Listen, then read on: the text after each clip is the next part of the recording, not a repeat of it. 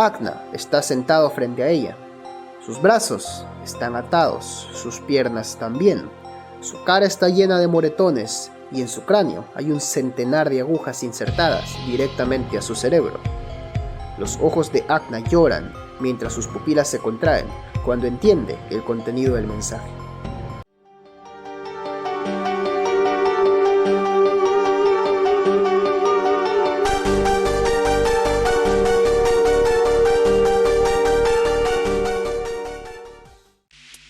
En cualquier lugar y momento de la existencia, hay situaciones que son consideradas privilegiadas.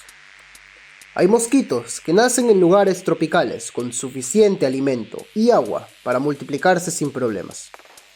Gatos que nacieron de gatas domesticadas y vivirán toda su vida sin pasar hambre. Y asimismo personas que nacerán llenas de lujos y privilegios. Y a gran escala esto se puede seguir viendo. A 8.500 años luz de distancia, hay un pequeño planeta con 6 veces menos la gravedad de la Tierra, llamado Ritán. Ritán es, para estándares planetarios, un paraíso de planeta, con suficiente líquido y en la zona habitable de órbita alrededor de su joven estrella, con un par de hermanos de gigantes gaseosos que lo protegen de virtualmente todos los impactos de meteoritos que se acerquen, y 3 lunas ricas en minerales y recursos. La atmósfera del planeta es ideal, su fauna y flora es variada y proliferante. Pero déjame ubicarte un poco en el espacio temporal en el que nos localizamos. Ahora mismo estamos viendo 126.000 años en el pasado de nuestro tiempo actual. En este momento no hay vida inteligente en el planeta. Hay animales grandes, de hecho hay megafauna, con criaturas de 8 patas que se elevan por encima de los 40 metros de altura y caminan para comer hasta el límite de sus 4 estómagos la abundante vegetación. Asimismo hay depredadores enormes que se alimentan de su abundante carne. La poca gravedad permite ver un paisaje nefilimiano, con árboles que las condiciones ricas del planeta permiten elevarse hasta los kilómetros de altura. Seres con estructura gaseosa en los cielos que asemejan globos aerostáticos de kilómetros de longitud y actúan como nubes enormes, formando su propio ecosistema en las alturas. Un verdadero escenario de fantasía que si las condiciones se replicaran en tu planeta podrías saltar y escalar edificios y las caídas casi no te harían efecto. Pero en esta tierra de gigantes, nuestra atención se enfoca en los pequeños, bueno, al menos para los estándares de Ritán, pequeños, ya que este planeta es el hogar de los Ainorax. Los Ainorax son seres bípedos, con 2 extremidades superiores laterales y una central. Los Ainorax miden 5 metros en promedio. Una fuente de alimento muy buena del planeta se encuentra dentro de los gigantes árboles, donde habitan enormes orugas del tamaño de un auto. Los Ainorax, a lo largo de la evolución, han aprendido a usar rocas y demás herramientas para abrir la corteza de los frondosos árboles y recoger su alimento. Pero la cadena alimenticia es un círculo, y los Ainorax tenían un solo depredador. Pero actualmente, este depredador está a punto de extinguirse, y no por causas naturales. Verás, los Ainorax son lo que podrías llamar excesivamente afortunados.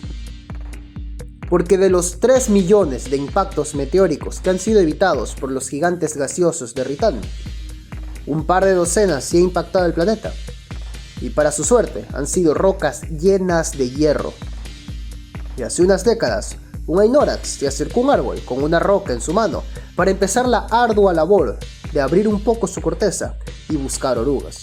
Cuando nota que incrustado el árbol hay un objeto brilloso en forma puntiaguda, y alrededor de la herida de este se escurre un líquido que por su olor y sabor reconoce como su alimento. Este objeto ha empalado su oruga, así que la Ainorax se dispone a liberar su comida. Pero tras unos cuantos golpes, este objeto se despega del árbol, y en su salida, más de los interiores de la oruga se esparcen por la incisión. El Ainorax lame y succiona hasta alimentarse, pero cuando el fluido deja de salir, mira al objeto en cuestión. Lo agarra con sus 3 extremidades superiores e imita el movimiento y ángulo en el que se incrustó. ¿Recuerdas cómo te dije que los Xeinorax son una raza suertuda? Pues tal es la suerte que tienen, que no solo le atinó al ángulo correcto para incrustar la estaca de hierro sin problemas dentro del árbol, sino que atravesó a otra oruga. Y con la excesiva facilidad con la que esta herramienta rompía la corteza del árbol, consiguió alimento hasta saciarse y pudo llevarle a su comunidad. No tomó mucho hasta que en sus primitivas formas de comunicarse se expande el conocimiento de esta herramienta. Tampoco tomó mucho encontrar el meteorito repleto de hierro junto a más fragmentos regados por doquier. Cuando los Xeinorax notaron lo duro que era y lo fácil que las rocas que han usado siempre se rompían frente a semejante material, se les ocurrió usar los fragmentos regados del mismo hierro para golpear la roca original, a la vez que darle forma e incluso afilarlo para asemejar la estaca principal. Y aquí pasó un momento importante. No solo habían obtenido herramientas, no solo habían obtenido armas, encima eran de hierro. Y cuando los depredadores atacaron en una docena de individuos a la pequeña sección separada de 4 Xeinorax, enfrentamiento que en cualquier otro momento hubiese sido una masacre sin problemas, en este momento se convirtió en una batalla feroz. Los Xeinorax perdieron a uno de su escuadrón en ese momento y a otro por sus heridas. Pero la manada atacante perdió 8 miembros durante la batalla y con 2 tan malheridos que no sobrevivirán mucho. En ese momento hubo un cambio brusco en el curso natural de la evolución. Y pasó lo que tenía que pasar. Sin tanta amenaza por los depredadores, su población mejoró. Y con sus nuevas herramientas no tenían que viajar en grupos para conseguir alimento. Y luego de un par de años, su curiosidad les hizo descubrir la agricultura. Con sus herramientas dominaron la ganadería. Cada vez que encontraban uno de los gigantes meteoritos de hierro, sus capacidades mejoraban más y más, y su civilización empezó.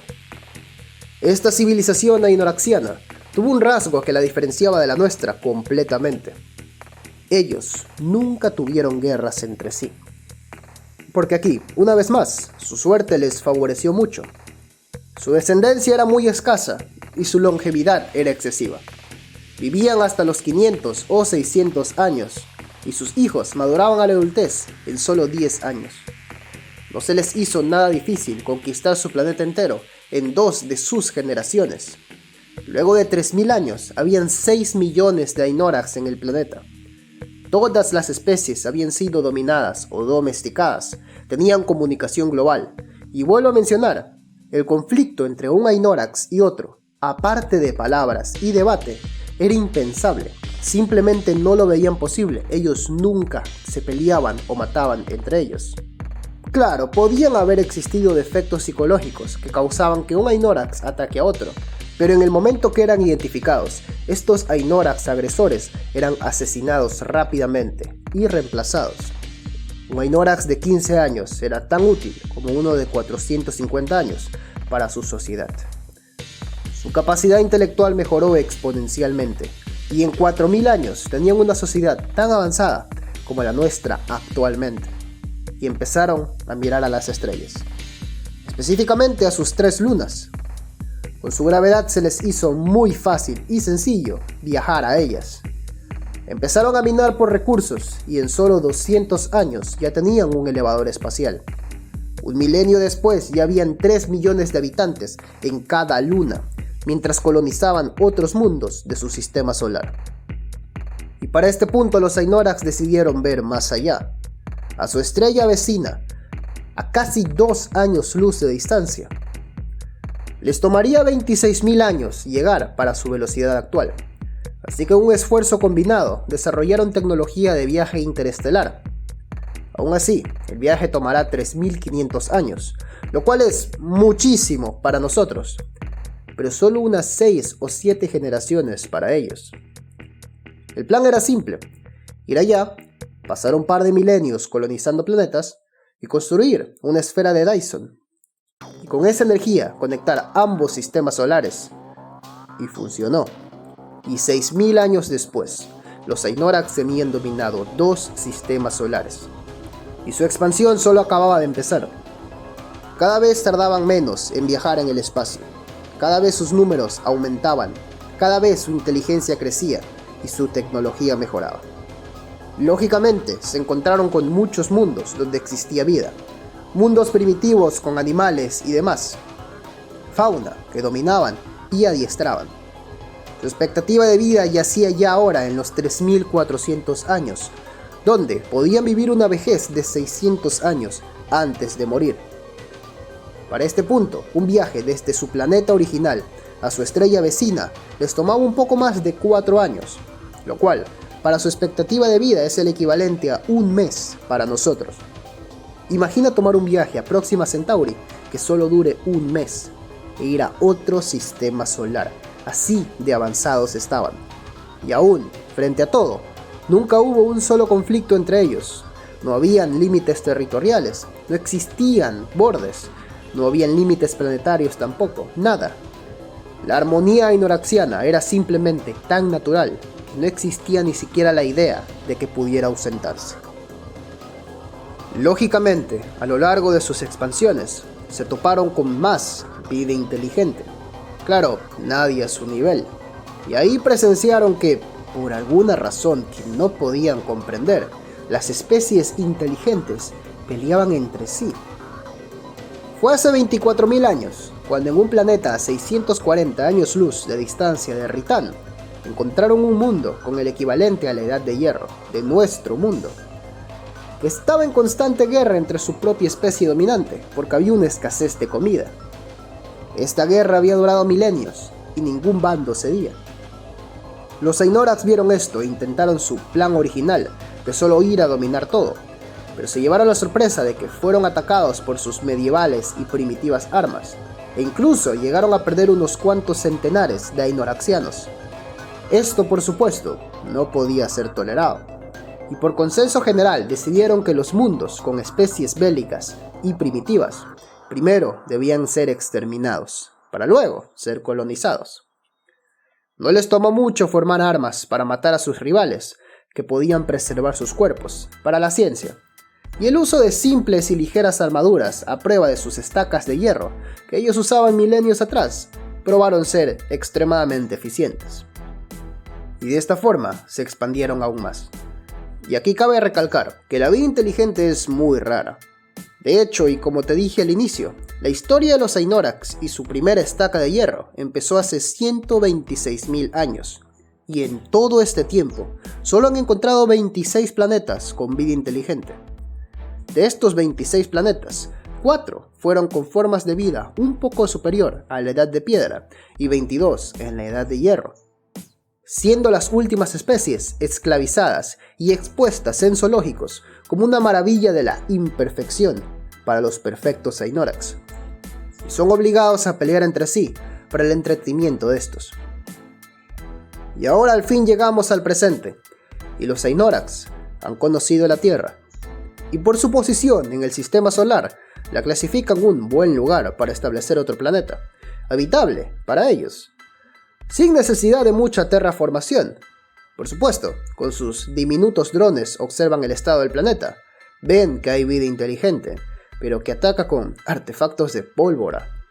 Aunque el metal sigue siendo predominante, inmediatamente notan los satélites artificiales, y con esto la información de que esta especie ya está desarrollando viajes a su órbita y a su satélite natural, llamado Luna.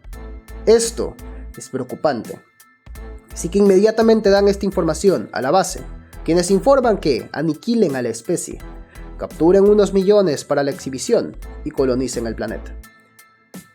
Los Ainorax despliegan un par de naves pequeñas en sitios donde se está desarrollando conflicto dentro de la Tierra, que a su llegada aniquilan a miles de humanos en su perímetro. El plan es simple, como siempre ha funcionado. Debilitas la zona de guerra de un bando, el otro bando aprovecha y lo termina de aniquilar, mientras las bases se establecen, y para cuando el lado ganador voltee, los aniquilas rápidamente.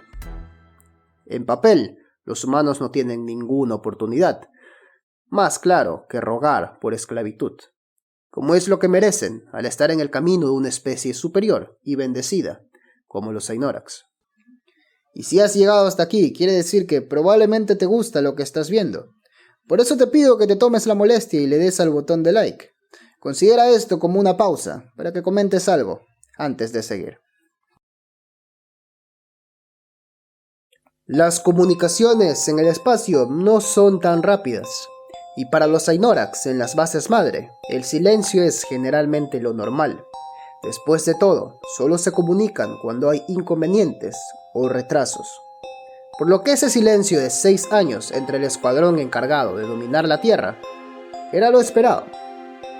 Cuando reciben el mensaje de "la misión fue un éxito", se procede con la colonización del planeta y se envía cargamento de especie capturada para su clasificación y entrenamiento. De hecho, es inesperado. La misión debía tomar 10 años, pero es entendible, piensa el coronel. Mientras más desarrollada la especie bélica, más rápido deben caer. La base maestra responde diciendo: entendido, proseguir al siguiente sistema solar, sin pausas. Y el mensaje tarda 3 meses en llegar. 3 meses que para la vida de los Ainorax se sienten como un par de días. Y su contenido ilumina la pantalla. Observándola está el líder de la tripulación ainoraxiana, llamado Akna.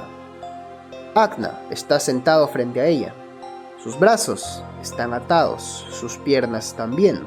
Su cara está llena de moretones y en su cráneo hay un centenar de agujas insertadas directamente a su cerebro. Los ojos de Akna lloran mientras sus pupilas se contraen cuando entiende el contenido del mensaje. Este entendimiento en su cerebro es transmitido por las agujas y cables a los dispositivos detrás de él, donde un grupo de humanos lo interpreta y traduce a su propio lenguaje, y lo comunica por un micrófono.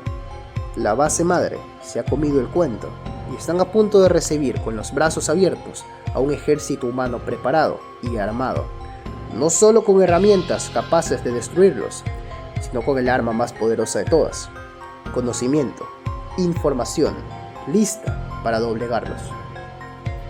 Un humano se acerca riendo frente al Akna amordazado y habla en un dispositivo que traduce sus palabras en el lenguaje que Akna puede entender. Su discurso no es importante, son solo burlas y humillaciones, pero el efecto de sus palabras causa esa sensación desconocida de nuevo, sensación que los humanos llaman miedo. Es algo que su especie no ha sentido por milenios, algo que tanto tiempo había pasado desde su existencia, que se les olvidó en las arenas del vasto tiempo. Pero el miedo existe, y ahora mismo este Ainorax llamado Akna se está cagando de miedo. Esta raza de primates idiotas no solo repelió él y los ataques, contraatacó, los doblegó, capturó y humilló. ¿Cómo pasó esto? ¿Qué fue lo que pasó?, piensa él. Pues regresemos al momento del ataque, hace 6 años. Las naves se desplegaron en una zona de conflicto entre el bando A y bando B de humanos, específicamente en el territorio del bando humano B, que tenía la ventaja. Como el plan indicaba, las muertes humanas instantáneas fueron 4.500, como las cifras indicaban. Los humanos del bando B atacado empezaron a alzar sus armas frente a las naves, pero estas eran inmunes a sus pequeñas bolitas de hierro, y de acuerdo al plan, el bando A de los humanos aprovechó la ocasión y empezó a presionar. Hasta ahora todo iba de acuerdo al plan, pero algo no cuadraba. Los humanos del bando A también atacaban a las naves en lugar de atacar al debilitado bando B, mientras que los humanos del bando B huían al bando A. Tomó un par de minutos hasta que las explosiones empezaron a caer sobre las naves, que no le hacían nada tampoco, y del cielo sus pesadas naves metálicas empezaron a dejar caer bombas también. Las naves seguían ilesas. Los Ainorax entonces activaron de nuevo sus dispositivos y las naves empezaron a atacar a ambos bandos humanos a la vez, que mientras sufrían pérdidas se retiraban organizadamente en un perímetro circular alrededor de la nave. Esto no cuadra. Este no era el caos controlado que los Ainorax pensaban causar. Ellos querían interferir en 2 bandos de guerra, pero en su lugar era como si en lugar de pelear entre 2 bandos, los Ainorax estaban peleando contra solo uno. Y entonces pasó. Los sistemas electromagnéticos fallaron. El escudo bajó, y dentro de sus naves terrestres se empezó a sacudir todo cuando las explosiones empezaron a surtir efecto. Para los Ainorax dentro, esto era una catástrofe. Tomó menos de un minuto hasta que un agujero se abrió en la nave. Un par de minutos más hasta que las balas empezaron a impactar a los Ainorax de adentro. Al final, el conteo de pérdidas fue de 8.600 humanos y 24 Ainorax, con 2 Ainorax vivos capturados. Lo cual era un fracaso absoluto para la civilización ainoraxiana. Les tomó un par de horas discutir la situación, con la conclusión de que la zona no debe haber estado realmente en guerra. Pensaron que se trataba de un ritual, que realmente no era un conflicto bélico, era un conflicto religioso o alguna tontería de esa forma. Pero eso no cambia el hecho de que ahora habían tenido pérdidas. Era el momento de escalar la violencia. ¿Cómo se atreven estos primates a matar a una raza superior? Y empezaron a preparar más y más naves para una invasión a larga escala. El nuevo plan era simple, pero más violento. Los Ainorax no querían hacerlo así, porque cuando la especie derrotada decida irse a esconder, tomaría un par de años más sacarlos a todos para aniquilarlos. Pero ya no hay vuelta atrás. La operación tendría que retrasarse a 12 años en lugar de 10.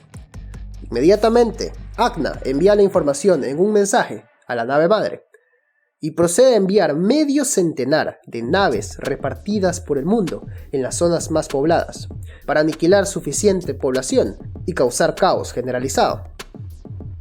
Las naves fueron desplegadas al mismo tiempo. Ahora, era cuestión de esperar un par de horas y luego enviar al equipo de colonizadores para que empiecen la operación. Imagina la cara de sorpresa de Acna cuando en su pantalla solo 16 de las 50 naves llegaron a la Tierra, con 34 naves destruidas antes de tocar la superficie. De las 16 que llegaron, 14 fueron destruidas instantáneamente, con las últimas 2 enviadas en continentes al sur, capaces de impactar. Una vez ahí, pudieron aniquilar cerca de 45.000 humanos, antes de ser destruidas rápidamente también. 45.000 humanos que, claro, al ser una cifra excesiva para nosotros, para ellos era mínima. Tenían que morir en los millones, pero los humanos lograron evacuar a la mayoría de la población antes del impacto. ¿Qué pasó? ¿Cómo pasó? ¿Es que acaso esta civilización tenía mucha más tecnología oculta? Pero todos los escáneres demostraban que ni siquiera habían colonizado su propia luna. De repente, una operación que no debía tener pérdidas tenía un conteo de 1326. 1326 Ainorax muertos. Esto no tiene lógica, algo demasiado extraño estaba sucediendo. Pero para este punto, la pérdida de vida ainoraxiana igualaba la de las grandes catástrofes por accidentes de toda la historia de su civilización. Acna sabe que esa operación será recordada como un absoluto fracaso, y definitivamente cuando la base se entere, perderá su puesto como líder de la tripulación. De todos modos, notifica todo en un mensaje y lo envía a la base madre. Acna se intriga de que para este punto no haya recibido respuesta del primer mensaje, pero ahora lo importante es resolver este asunto, y se sienta a debatir por un par de días cómo van a proceder. Por supuesto, siempre está la opción de aniquilar el planeta completamente, pero esta decisión cambiará su castigo desde una pérdida de rango a sentencia de muerte. Necesitan eliminar a los humanos sin destruir el planeta, y la discusión se extiende por un par de días más. Cuando se llega al consenso de eliminar la atmósfera, lo cual definitivamente eliminaría a los humanos, pero retrasaría la operación un par de décadas más. Pero es un sacrificio aceptable, y se empieza la construcción de armamento para disparar energía localizada y debilitar la atmósfera terrestre hasta eliminarla. La construcción es colosal, pero a los Ainorax les tomará solo 3 días completarla. Acna envía el mensaje detallando todo el plan, además de la justificación por el futuro retraso a la base madre, y con esto Acna se relaja. Ya está. Crisis solucionada. Aunque es extraño, no han recibido respuesta de parte de la base aún. Y ahora cierra los ojos un momento, y quiero que imagines la expresión de Acna cuando al día siguiente la pantalla le informe que una de sus 7 naves nodrizas ha salido del sistema. Acna no pudo ni pensar en lo que pudo suceder cuando 2 naves más desaparecieron del radar. Y al mirar por la cámara lateral, solo observa una excesivamente brillante luz que que casi no deja ver nada, y ahí se apagan todas las luces de su propia nave. Y envuelto en este repentino silencio ensordecedor, Agna entiende que han perdido. La noticia del primer encuentro se expandió por toda la Tierra, horas después de que la primera nave aterrizó, junto al hecho de que estábamos bajo ataque alienígena. La anatomía ainoraxiana fue analizada en esas mismas horas, su tecnología robada en un poco más. Los miembros capturados se negaban a intentar comunicarse, pero con el uso de algo que en sus milenios de progreso no habían imaginado, llamado tortura humana, hablaron. Su lenguaje fue descifrado en 6 horas, sus secretos en 4 horas más. De repente en la Tierra no hubo más guerra. Todos los ojos y armas ahora apuntaban al cielo. Los pulsos electromagnéticos, o EMP, resultaron ser excesivamente útiles en desactivar los escudos de las naves. El metal en sí no era tan resistente, aunque demasiado ligero, perfecto para viajes fuera del planeta, y se entiende por qué. En la tortura, o mejor dicho, interrogatorio, los humanos primero dudaban, y luego se reían de que los Ainorax solo tenían una dirección hacia dónde comunicarse, y un solo método de comunicación. Solo bastó un satélite pequeño para interceptar sus comunicaciones sin problemas. Ahora el asunto de las naves nodrizas, cada una con el tamaño de Norteamérica, y cada una de las 7 protegidas con el mismo tipo de escudo electromagnético que demostraban las naves pequeñas, que las protegían de todo impacto de un meteorito en el espacio. La pregunta era, ¿cómo desactivas algo así? Y aquí te digo un dato que a lo mejor no sabes. Las bombas nucleares en el espacio no causan una explosión de fuego con onda expansiva, solo una ráfaga inmensa de luz junto a pulsos electromagnéticos causados por la radiación, que desactiva toda tecnología como una EMP potenciada. El ejército ainoraxiano fue derrotado en un par de semanas. No hubo resistencia, no hubo problema. Los humanos vencieron. Los ainoraxianos son la especie más suertuda del cosmos, bendecida desde sus inicios, siempre triunfal y siempre superior. Su único momento de mala suerte es que se encontraron con nosotros. Y pronto, todos sus mundos y logros serán conquistados. Soy Mix, y espero que te haya gustado este video.